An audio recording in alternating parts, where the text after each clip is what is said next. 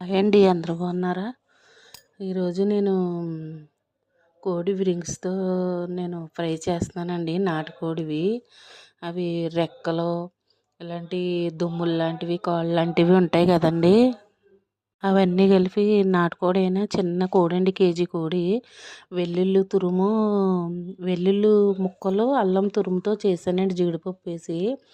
అల్లం వెల్లుల్లి పేస్ట్ వేయలేదు ఇందులోను. దీని ఫుల్ వీడియో కావాలంటే మన ఛానల్లోనే పెట్టాను, వెళ్ళి చూడండి. కానీ ఫ్రై అయితే మాత్రం స్టార్టర్స్లా చాలా బాగా వచ్చిందండి.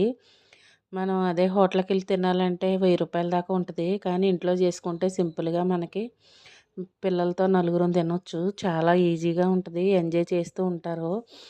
మనం కోడిని కోసుకున్నప్పుడు ఇలాంటివి పక్కకి తీసి చేసి పెట్టండి, పిల్లలు చాలా ఎంజాయ్ చేస్తూ తింటారు.